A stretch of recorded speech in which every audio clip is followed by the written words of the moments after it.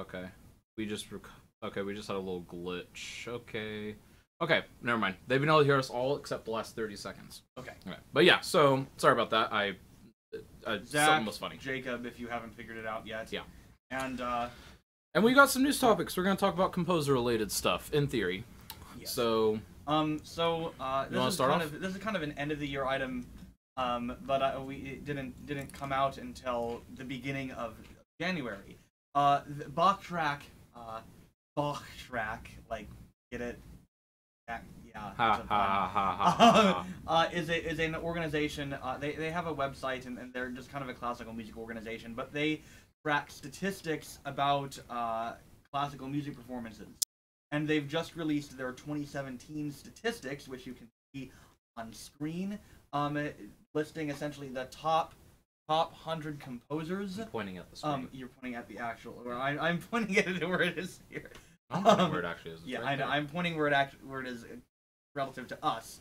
You're pointing where it is relative to the audience. Yeah, which, that's what you're supposed to do. Well, I know. I didn't. Anyway. Bach. Anyway, so they've put out a list of the top 100 performed composers. And if we have it right up here. And it's kind of your usual suspect. Mozart, Beethoven, Bach, Brahms, Schubert, Tchaikovsky. And if you go through the top 20, there are no contemporary composers. Well, actually, you know what's kind of weird? I actually kind of find it weird that Mahler is above Stravinsky. I've always seen more Stravinsky perform than Mahler.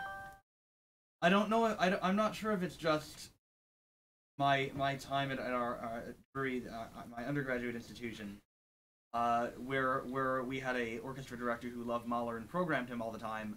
But I don't know. Very recent. He Yes. didn't do that before you arrived. I mean, I've felt the Mahler emphasis, but that's just very limited to where I was. I think part of it's honestly just because it's a huge commitment to do a Mahler, not just for prepping it. Because prepping it, a lot of those instrumentals we just have parts memorized. Well, but as far as the audience, that's a lot to ask your audience for. It is. We want you to plant yourself down for an hour of loud, especially if you're doing any of the first six. Maybe the thing with Stravinsky, when you talk about Stravinsky and you talk about your kind of mainstream orchestra programming, you're really talking about only 3 pieces. The ballets. They never do anything else. They're very popular, though. They are popular. And Mahler, I mean, with Mahler, to be fair, Mahler's kind of popular works are kind of limited too. I mean, you hear 1 done a lot, you hear 2 done a lot, and 6 done a lot. And but I mean, mean, it's mostly 1 and 6 because 2 has ridiculous performance requirements. Well, for 2, yeah, you have to have the chorus and so honestly, it's mainly 1 and 6. Mm-hmm. 2 kind of. But I mean, the other symphonies do get played; they're just not quite as popular. But with Stravinsky, you get I almost never hear see anything programmed by major orchestras besides the ballets. I've seen a couple things. I mean, because you have the Symphony in C, which is a very important work. Right, Symphony in C, Symphony in 3 movements. Yeah, so I mean, he's got some important works that are hard to ignore. You know, you've got a lot of times people will just bring out the Concord Sonata. Right. I mean, yeah, that isn't fully orchestrated. Concord Sonatas Ives. Sorry, not the Concord Sonata. What am I thinking of? He didn't write the Concord. I'm not Stravinsky sure. has a sonata. I don't know. Either way, there's another thing that gets played. Yeah. That I have seen, and I can't think of it right now. It is mostly the ballets, though, as far as mainstream. I wish the other works were played more. Yeah. But because they're great. Oh, I know why I say Concord Sonata. I was listening to it. Yeah, but and then the late works are neglected in large part by Stravinsky, right? Which is unfortunate. But I mean, honestly, when I look at this, and I mean, it's not unexpected. I mean, you're talking about top 20. It's not. I didn't expect there to be a contemporary composer in there, but it's a reminder of how much work there still is to be done, as far as getting orchestras to program contemporary music. How often do you see Vivaldi played? Why is Vivaldi even on this list? Like, no offense, I've played my fair share of Vivaldi, but What is played by? Well, they all sound the same, so you can pretty much pick any piece. No, but here's my... I mean, because Vivaldi, what does he have for his orchestral works? I mean, I know this isn't just orchestra, but orchestra is a huge chunk of it. Is this orchestra, or is this all... No, oh, okay, I think it is all together. Okay. So... Now it makes sense. That makes sense. Because now... Because now you can add in... You can add in, like, the little string pieces by Dvorak, which explains why he's thrust up there. Debussy, all those piano works. Right. You know, Mahler, still, I can't quite explain why it's that high. I mean, I agree they should be top 20, but Stravinsky should be above that, in my opinion. Like, I just see, I don't know, maybe it's just people that are polling, but Vivaldi now makes sense, because if you are a low-string player, you play Vivaldi. Right. Like... And nobody else writes double bass concertos. Well, they do. He didn't write double bass. Yeah, he did, didn't he? He doesn't have a double bass concerto. I thought it's cello pieces that we play. I thought for sure he had at least one or two, but I could be wrong. Trust me, it's all cello stuff. But yeah, if you look at this and Zach's kind of our tech guy. I want to click on an article, but I'm hoping it doesn't mess us up here. If I just click on the link. No, all the stuff is already prepared. Oh, okay. It's on a tab somewhere. But. Why don't we go to the... So just so you know, okay, Vivaldi. Right. This is what I played on bass for cello and piano. Right. This is what you play. In fact, the one that you're probably thinking of is this one. Perhaps, yeah. Yeah, that's the one that you hear everybody play. Let's go to the top 10 contemporary composers, because I mean the next one. This is interesting because I mean it's kind of your same old with the top 10 composers in general. Not enough contemporary music. If we look at top 10 contemporary composers, kind of a lot of your usual suspects. Film composers like John Williams, you have Parrott and Adams who are always up there. The minimalists continue to be popular. Whitman. Who? I've never heard of him. Or maybe I have. Google search. I think, actually, I think I have heard of him. I think the St. Louis Symphony is doing a concerto by him. Let's see here. Works. Let's see here. String quartets, string quartets, string quartets. You wouldn't have heard any of those. Violin concerto. I haven't heard it. I saw it. It was... It's programmed for this season. But yeah, I haven't heard of him before. And a clarinetist. Okay. Yeah, he's a clarinet player. So he's a clarinet player that writes a lot of string music. So that's okay. Well, I mean, if you look at him, there might be more clarinet. There's a clarinet and string quartet piece. It's a lot of clarinet and string. And those are just the recordings, pieces. Right? Well, no, this is list of published. Yeah, I was saying what you were looking at. Yeah. Recordings. This is all is published. Well, because I was going down here just to see like if I recognized anything. But okay, that's I don't know. I'll have to give this guy a listen. I mean, he's been performed a lot apparently. I mean, because this is for the whole world, correct? I believe this is worldwide. Yeah. Yes. Okay. So which Luciano, okay, Whitaker, which explains James Macmillan, who I believe is much more popular in the United Kingdom than he is in the United States. Who's Arvo Pärt? You know who Arvo Pärt is? Why am I Googling it? We're gonna Wikipedia. I mean, here influenced. Well, I like his influences. Do you not know who Arvo Pärt is? No. Oh. Never heard of this man. Oh wow! Like he's considered. He kind of gets grouped under what the holy minimalists. It's kind of the term that gets thrown around in common parlance, because he writes music that's very much inspired by minimalism, but is more choral oriented and often on sacred text and subjects. That might be why I haven't run across it because you're I'm part of the choral world. Well, not only that, but also just my view on minimalism is in order to do true minimalism, which is long form.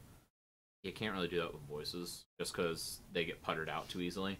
You got to use percussion, keyboards, and strings. I think it depends. The way you do buttons. People like Parrott and others like John Tavener write is they don't do the long form. Peart does.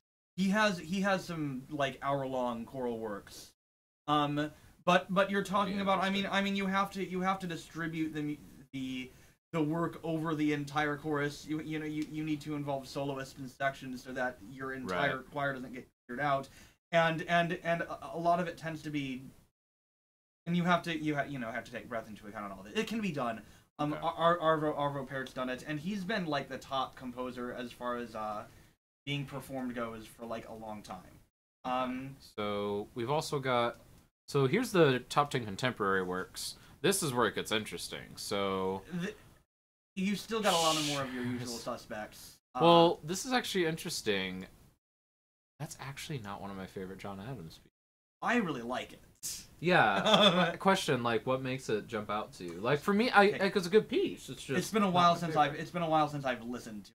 Okay, so like, I don't know. I haven't qualified. I don't know. Just I would think that some of his other stuff would get played more. I mean, I don't know. Well, it's kind of surprising. I think it's because it's a newer work. I mean, you might expect to see Harmony Lera on here or something. Short Ride in a Fast Machine, I would expect to be above that because that piece is just it's a standard. You play it. Right. I think it's probably because it's new. I imagine that in a few years' time it'll drop out of the top 10 just because I mean. Look what's tied for number 1. Star Wars. Yeah, it's not surprising. Danzona number 2 by Arturo Marquez. I've heard of that guy. It's a pretty cool piece. My undergraduate teacher, Carlisle Sharp, described it as Bolero done right. Because it kind of has the same little bit of the same opera houses. And this is, I mean, we have choirs, and this is more performers. Busiest choirs, busiest voices. Right. I had to run these by Ashley. She's the one that is the buff on like the big vocal soloist. But she loves all the Broadway stuff and all that. Right. So. But yeah, I mean, interesting stuff. I mean, it would. The one thing that kind of pops out when you look at this list, and many deserving composers on this list. A couple of them I don't know.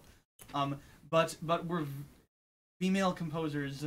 Are pretty far down. I think the first, Kaya Sariaho is at number 20 something or another. There's a woman composer at I think at number 14 who I haven't heard of. So yeah, but I think that's more a result of kind of the same answer that was sent out to the SCI mailing list months and months ago.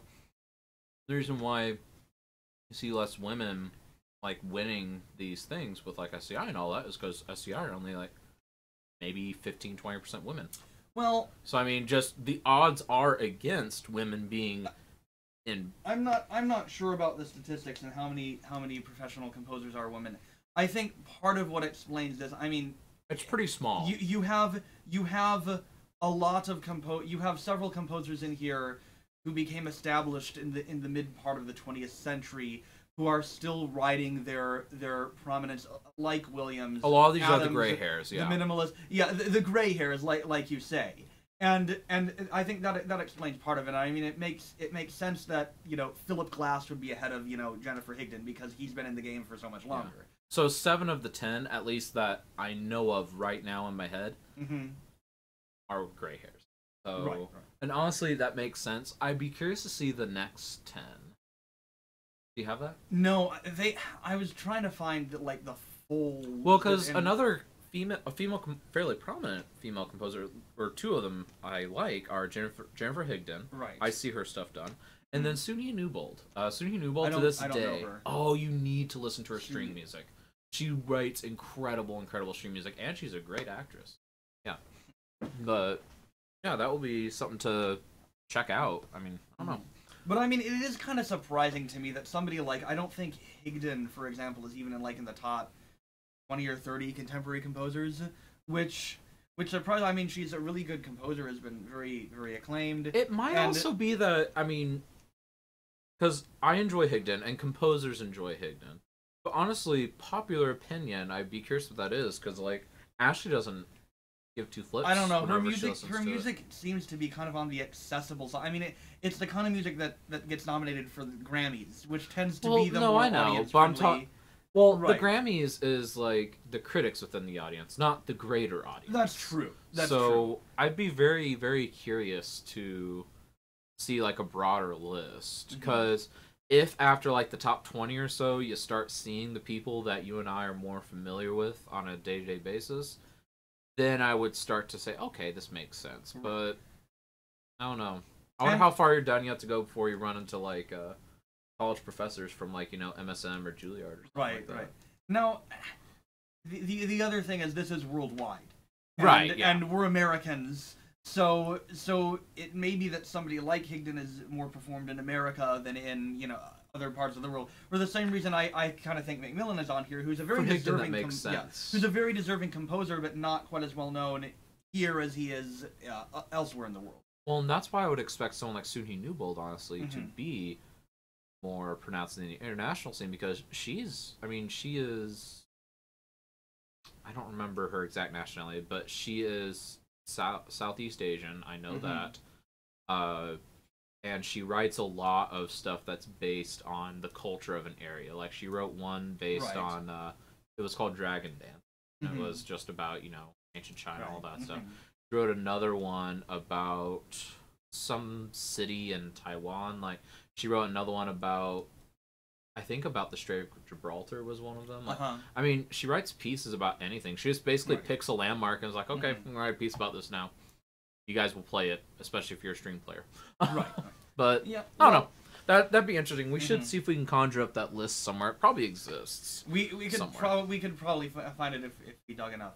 But yeah, so statistics, hooray. I mean, let us know, your listeners, if you have any thoughts on these and insights into how these, because yeah, I think it is on some level concerning that we don't have many female composers in the top of the most performed. But like we said, that's also, I think, to a degree and extent, the gray hair is still dominating. It's a combination of things. We're still dominated by the gray hairs. We see that even in just our job market. We're dominated by the gray hairs. And also just women composers. I mean, they do exist. But until the last 10 years, they were like maybe 10%. Maybe. And that is like really going gung-ho, like I believe every woman does What we really need to do is actually get a number on this. Like, SCI is a good base for that. Like, it's really the only other people that you'd be able to get a good number like that from would be ASCAP. Yeah. But you can't ask ASCAP for that. Right. So. I'm not sure. Somebody may have done, because you really can't use SCI, because I mean you can use it as kind of an example, but it's not a blind sample. It's yeah.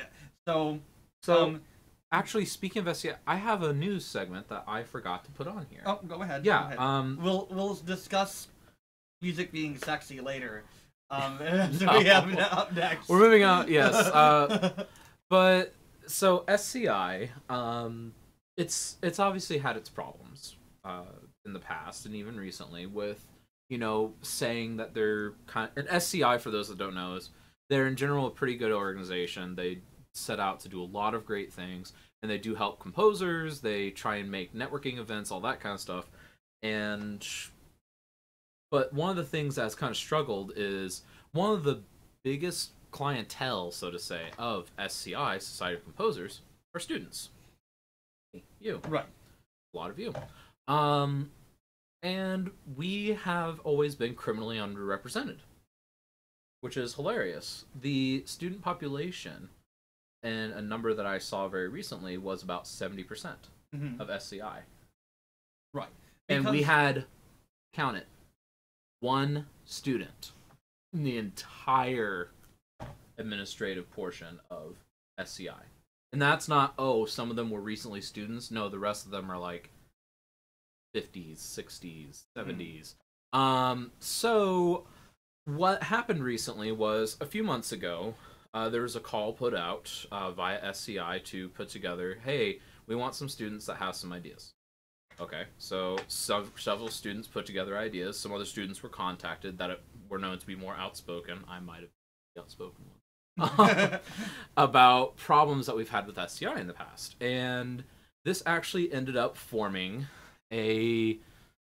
I won't pull it up right now, but it actually has resulted in an official SCI student council now, formed with about, I believe we have 10 members, and I am included on the SCI Executive Student Council. And basically what that shows is that SCI, probably I'd say number 3 only behind ASCAP and BMI as far as importance for composers, they're showing that they actually are listening to the whole, wow, well, students really are the ones we need to be helping. We need to listen to them. So yeah, I think that's a really, really cool thing. And we're working on that now. I've got stuff due by the end of the month for them. But yeah, it's a fun process, and I'm really glad to help out because I'm one of those people that, again, I was fairly outspoken in multiple venues about how I felt about some of the things SCI was kind of, I guess, letting us down on. And well, they're making an effort to fix that, and we're hopefully going to start seeing some of that stuff towards the end of 2018. Unfortunately, it's not immediate, but hopefully, I'll put it this way, hopefully by the time you start a doctoral program, should you choose to do so, you will start to see a lot of good changes for students in SCI. Like, I'm going to be making all these changes right as I'm leaving. So, and that's all I do, really. I just sit there and I get stuff going, and then I'm like, oh, sweet, this is good to go. I've got to leave, though. Peace. I don't get to benefit from it. It's like it's in Doctor Who. It's a common theme in the show. The Doctor will show up in some, planet or locale and will solve the problem and then dash off. And everybody else has to deal with the implications of what the major shift that's just happened. Not quite, because in my case, it's more like it's like some of the stuff I did with Drury Music Alliance back at Drury. I helped set up this great infrastructure, and then by the time we were starting to do good stuff, I had to leave, and so I didn't get to reap any of the rewards of putting in all the work. And here I am again doing the same thing. And so it's just, I need to start doing. If you guys ever think that you want to ever do this stuff, start doing it early so you can benefit from it. Don't be like me and delay. Anyways, but yeah, so hooray for SCI doing good things and listening to student opinions. And unfortunately, they're not going to do anything about the emails, though. They said that the emails are important. So you're still going to... the composer of the day. For those of you who aren't members of SCI, which you should be, because it's an important organization for composers. It's helpful for networking and stuff, But the one irritating thing about SCI is that every single day they send an email that's composer of the day. It's SCI composer of the day. And it's like, you get this email every day. Worst part is, do you know how that's generated? It's random. I know it's completely random, but you know it's really stupid. Because it's a true random number generator, and it doesn't have any backups. There was a week where one guy was featured 3 separate days. 2 of them were back to back. I kid you not. This was like a year ago. And that was something that I was so vocal about. I was just like, guys, the 2 in a row, I can accept this, but it happened again 2 days later. Like, that guy's happy. He got his feature 3 times. I mean, I never look at that. I don't know if anybody does, but the executive committee is very convinced that it's very important to keep track of for that stuff. Whatever, you got to choose what hill to die on. Oh, I know. And it was actually funny. So Frank, the guy that's in charge of all the students, another fellow student, he's a great guy. He came back to us for our second meeting because the big result of our first official meeting was destroy the emails, limit them severely. We need to have 10% of these emails. Because we get so many emails, you get a lot of school emails, all that stuff. Right. And then, just the first thing he opened, he's like, so, bad news. The emails are here to stay. And some of them are useful. When somebody will ask a question, they can actually get a conversation going on certain issues. And that's kind of a good thing to keep tabs on. Well, that is, but we don't need this daily composer of the day thing, because I think it's just... clutter after a while is what it is. It is. But there are, I'll choose what hill to die on. Yeah. I know, but you know, I'm just glad that they're listening. I think it's really good for us because, you know, it just shows that they care.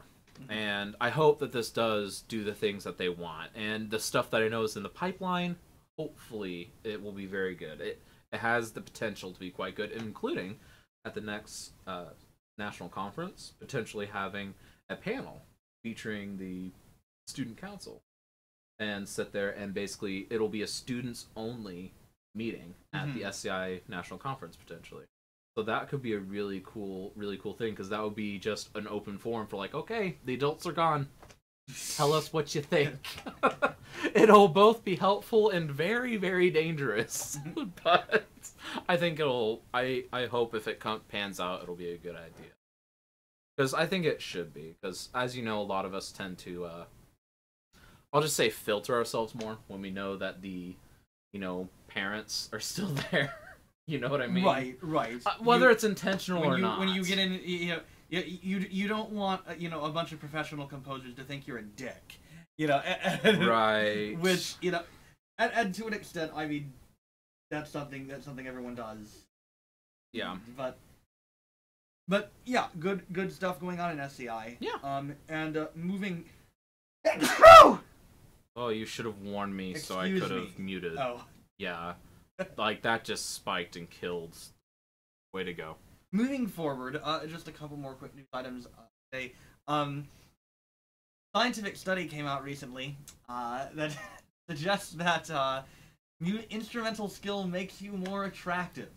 Which, my reaction to this was, duh. But it's nice to have science confirm your... My wife agrees. my wife agrees. It's nice Apparently that was a benefit.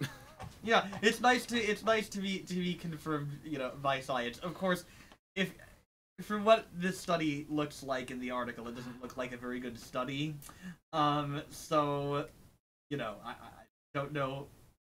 Just so we know that this isn't directly composition related, but it was too good not to include. It's just fun. Yeah. You can find this article though. It's right. It's on PS Mag. So practice your instruments, guys. Yeah, practice. Practice every day. So anyway, and the good thing about this is that the article suggests is it's not just that you play an instrument; it's instrumental skill, which vindicates those of us who actually work. And it's not just four chords. So, a major composition contest winner has been announced for William D. Revelli. All the information is here on your screen. Sponsored by KHS America. And the composition contest, the committee evaluates submitted works to basically select what will be a good piece of literature for American bands. And obviously elsewhere too, but just the priority is we want to get new music for American bands, just because that's what it's for. And they ended up choosing Symphony No. 2, Voices by James Stevenson. So congratulations to James Stevenson. James. I actually have not heard that piece yet. I haven't I would like to listen to it though, because I kind of want to gear up for a second wind band piece, because I've got my first one over there. But I kind of want to write a second one, so maybe I should listen to that, get inspired. And plus, it's named Voices. Like, instrumental works that are named Voices tend to be good. Have you ever noticed that? No. It's weird.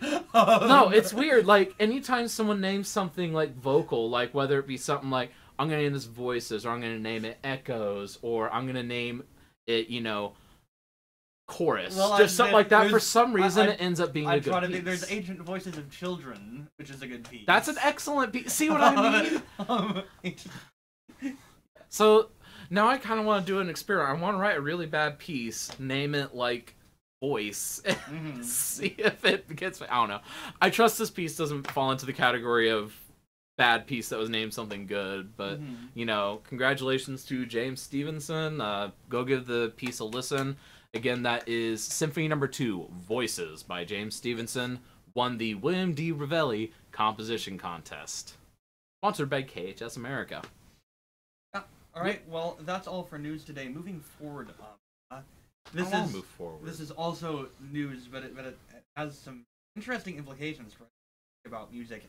That's more like a relevant conversation topic. Recently, some of you may have heard of this. A Italian opera company programmed Carmen, famous Bizet opera, but they changed the ending. So at the ending of Carmen, I haven't actually ever bothered to sit down with Carmen.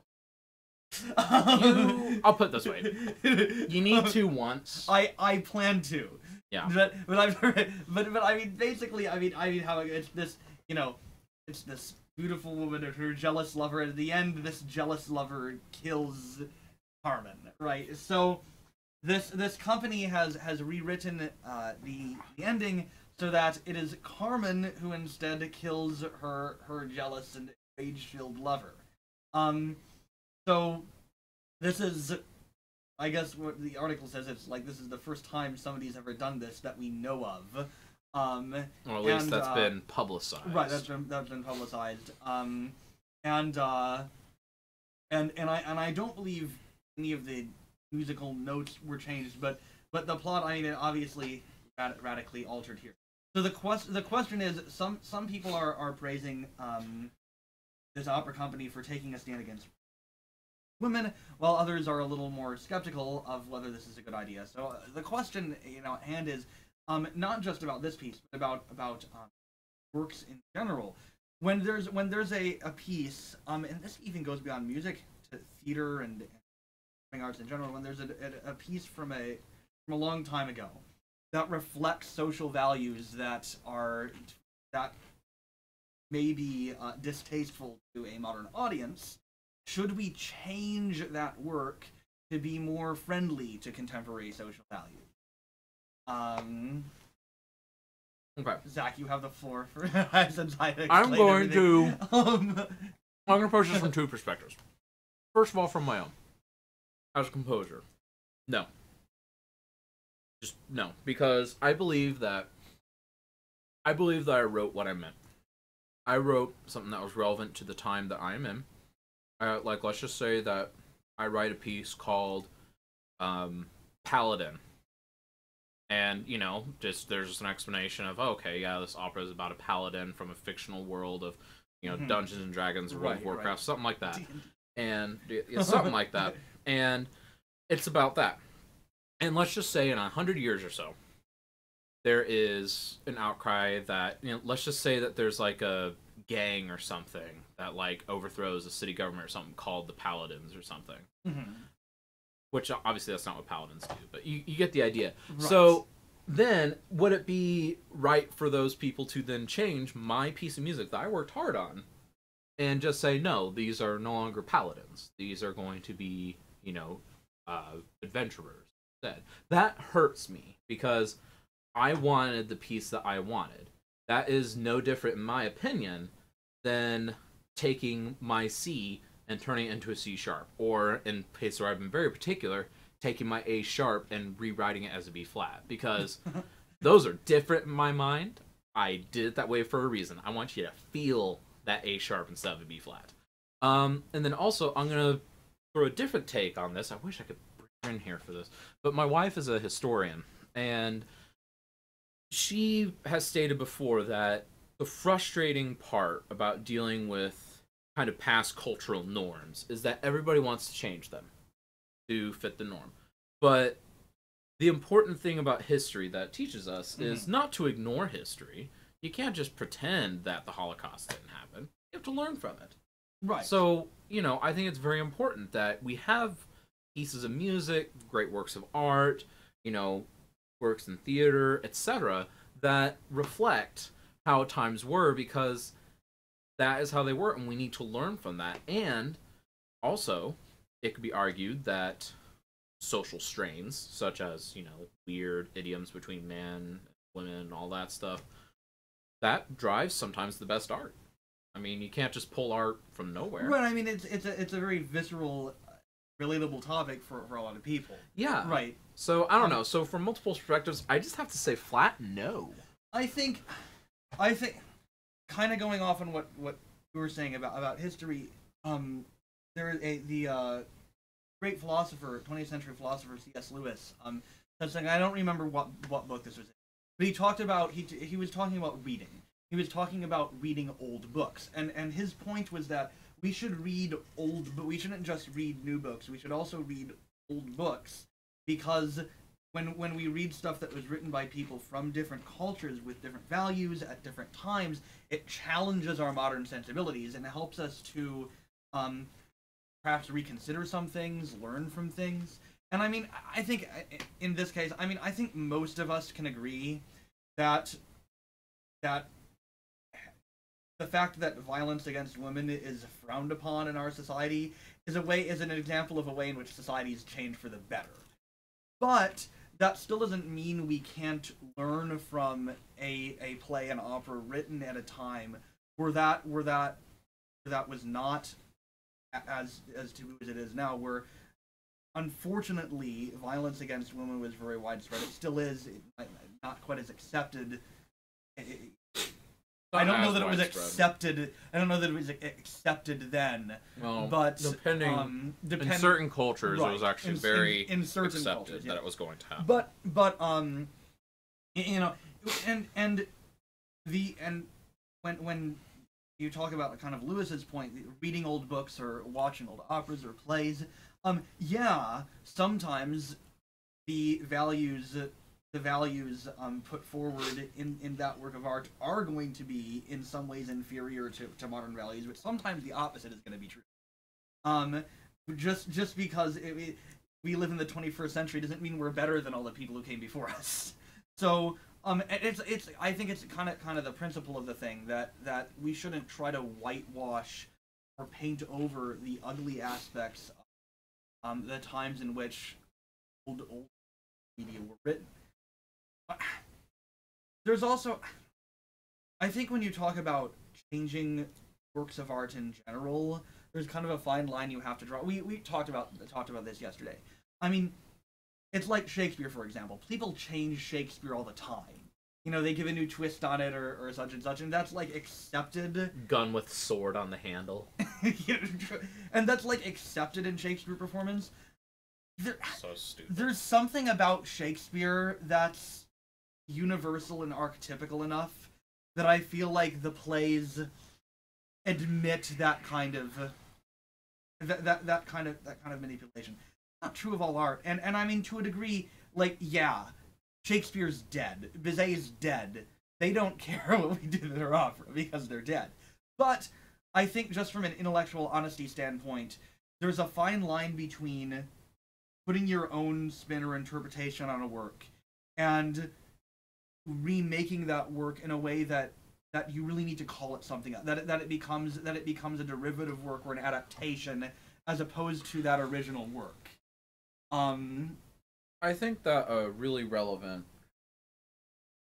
take on this is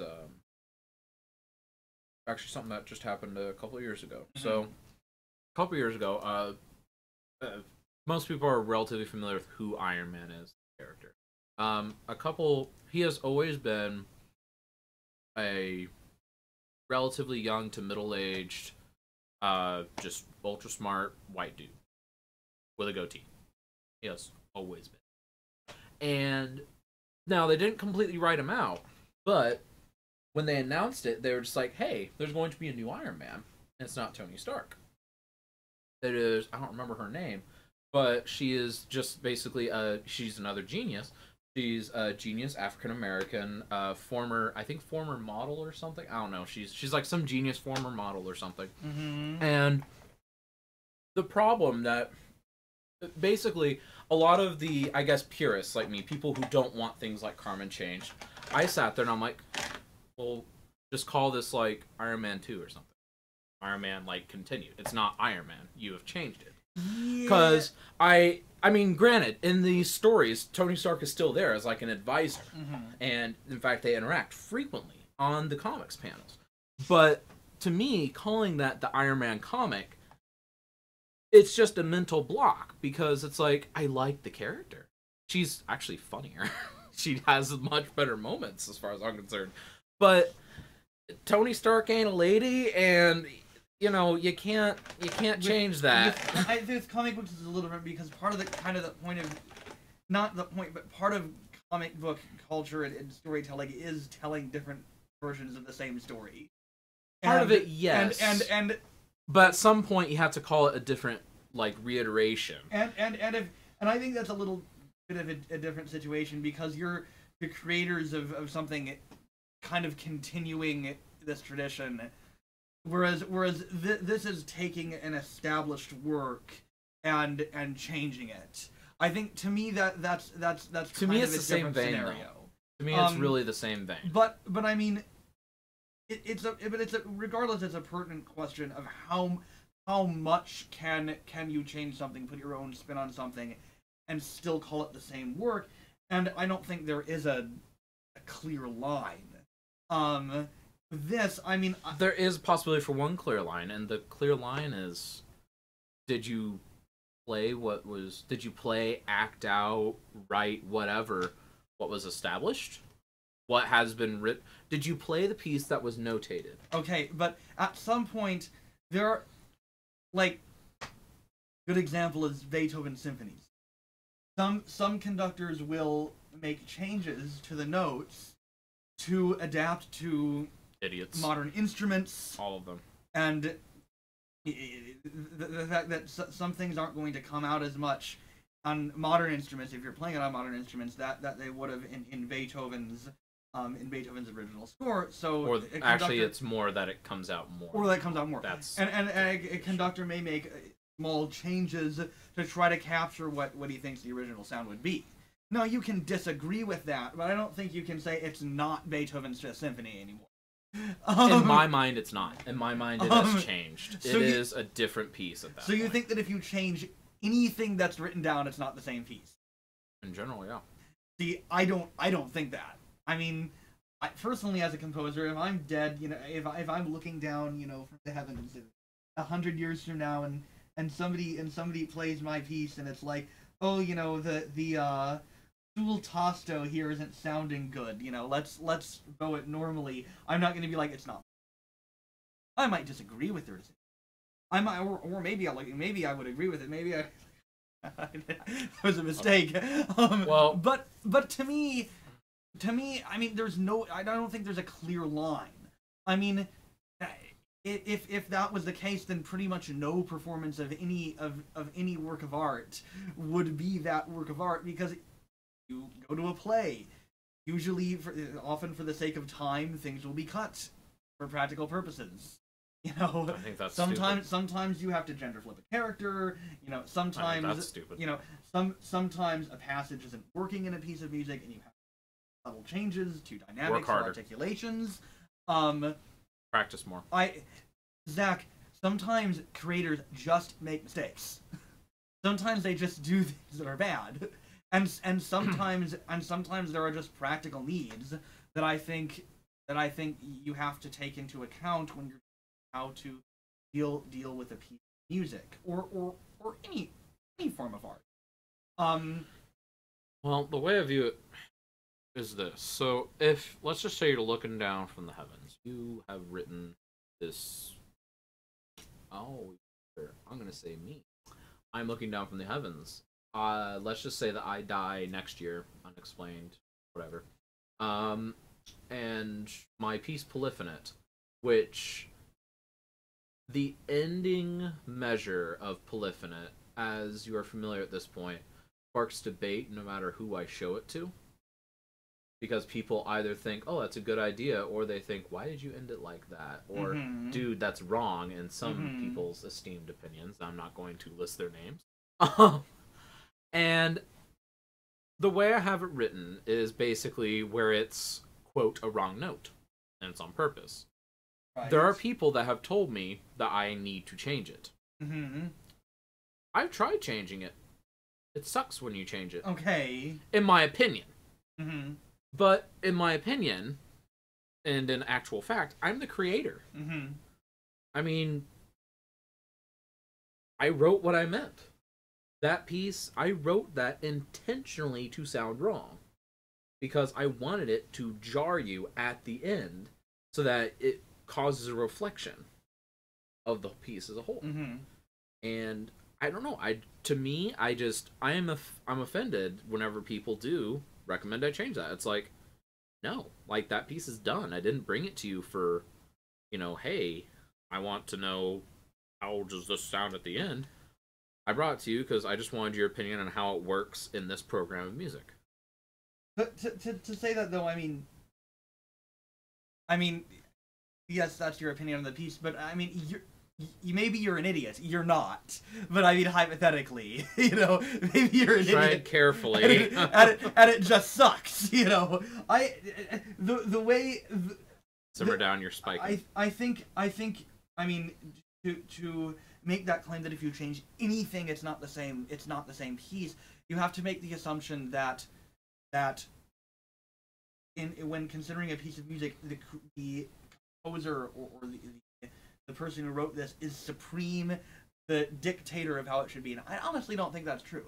I really think that when you put something out there for the public, you initiate a conversation between yourself as in this case the composer, and between your audience, and for us, your performers.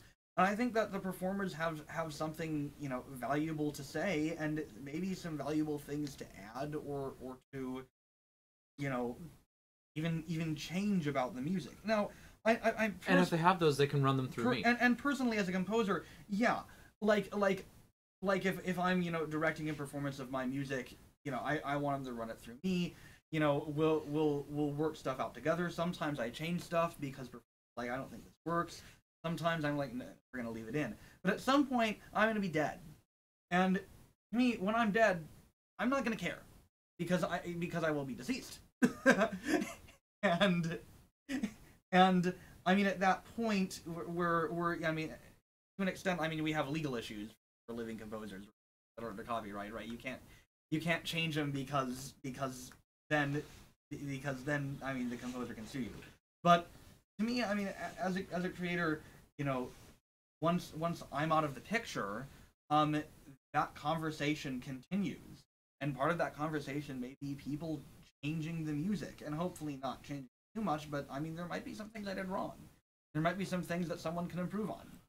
And okay, well, with your original argument though of, looking back at these past works, let's just say Carmen, looking at the value system. Right. At that time it was written. So, Mr. Ultimate Composer, the person who knows everything about the piece, decided that is how the work ends. And that is a reflection of the time it was written, the time it is based in. And that is the composer's decision. So I think that with your argument of I don't care if they change it, they only change one minor thing. But I mean, it really does change the whole work. I mean, making that argument wasn't an absolute statement about never changing. It was a general argument, in which case I think this change is made for a reason that kind of takes away part of what makes the work important. But that doesn't mean that I think nothing should ever be changed. And I think that, I mean, to a degree, when C.S. Lewis made that argument, he was talking about books. In the performing arts, because they are conversations that involve not just you and your audience, but you, your audience, interpreter, I think the interpreter does have something to say about the work. And just because I might not think this is a good idea doesn't mean I don't think anything can ever be changed in a work of art ever. I don't have a problem with somebody setting a Shakespeare play in the 70s, necessarily. I do, because I mean, you can still keep the essence of what that play is about, and sometimes reworking something in that way can actually help us to more see the contrast between the value system under which it was written in our value system now, because it's transplanted from the context. So no, I mean that argument, I don't mean that as an absolute statement. Never change anything in work. I mean it as a warning against just, oh, this isn't palatable to a modern audience. They're going to be offended, so we've got to change it. I think that's a misguided approach. I don't think it's an absolute statement that you.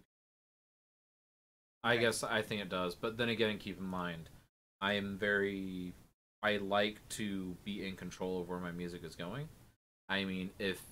Just for instance, I've driven 4 hours down the road to be present for the dress rehearsal of a piece and conducted the dress rehearsal, sometimes even the performance if it's offered to me. Like, I've done that before, because that way I have the control and I can control what happens.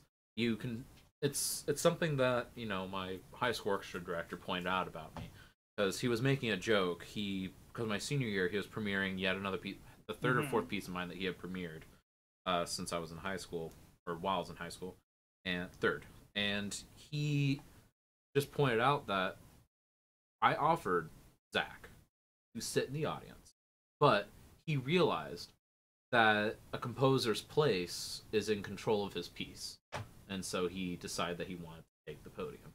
Oh. And that is something that I've always thought, and ever since, and I've really just taken that to heart. I mean, you are the composer. I mean, no one knows your piece better than you do. And if you... other people can have different interpretations of it, but in the end, the piece is yours, and it's no one else's. I cannot create, or I cannot interpret your piece as well as you can. You might be able to, though. I don't always think the composer knows his own piece better than anyone. I think sometimes... Well, I guess that's a core difference. I think sometimes composers don't know what the hell they're doing. I still don't know what the hell I'm doing sometimes. And sometimes...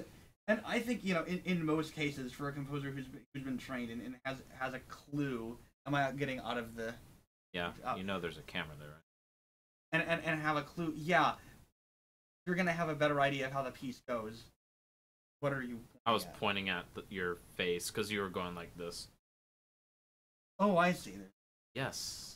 But there may be certain aspects of the piece that you don't realize were there, or you didn't realize could be improved. And I think why the conversation between a performer and his interpreters is important. The other thing is, yes, to an extent, I will agree with you that to a degree I want to be able to oversee how my piece goes, so it can be in line with my vision. But I think there's also a degree in which I think we as artists have to realize that we ultimately don't have control, because even if you or I manage to attend, conduct, and direct every single performance of our work during our lifetimes, someday you are going to die. And that is true of you, and it is true of me, and it is true of every artist who has ever lived. I've transcended time and space. We've been over this. I'm going to ignore that. And at the point at which you are dead, you give up control completely. You have no longer any control over what happens to your work. And for that reason, I think it's important, for one of the responsibilities of performers, to try, to an extent, be true to the composer's intentions out of respect. And if you're going to change it enough that no longer really his work, then I think there is a line where you need to admit that you're creating derivative work. But also from the composer's perspective, I think, ultimately death puts all things in perspective. And for me, knowing that someday I give up all control of what happens to my work, I think, for me personally, gives me a little perspective to realize that I ultimately can't control everything in life either. And I, like we were saying earlier, there's hills you die on, there's hills you don't. And, okay, well, then, the piece of music aside then, changing what is arguably a very pivotal part. It does completely change the work. This isn't just changing the C to a C sharp. This isn't just hanging on the fermata. This isn't just taking your adagio con molto. You're talking about this? Yes. Right. Going back to the Carmen, to the original thing. Right. This is a very major change. In, at the very end of the day, if you are asked, Jacob, was this right or was this wrong? Well, I already said I didn't think it was a good idea. Yeah. So I think we both agree that this, and I don't know if it's at the point where you can't call it Carmen anymore, but I think it is at the point. Both I think the reason for the change and the it's change not the itself, composers, right? Where I don't think it's really a faithful performance, and I don't think that artistically. I mean, obviously I haven't seen it, but just as somebody in some way a little bit familiar with the story, and I don't think that artistically something like this is a good choice. And I guess I have to, I don't think it's right either. And I guess our differences are mainly kind of, is there a line in between there somewhere? To you, there's a shifting line. To me, it's just, no, you changed one thing. But anyways, we had a couple other things we wanted to talk about, but we're just about out of time. We'll get to him next. We have another beautifully controversial topic for next week that we'll keep you guys in suspense. Yes. Thank you for tuning in to Composer Talk Week 13, I promise. Tell us what you think about Carmen, and send us your hate mail as you feel led. Or don't. Alright, peace out. See you later.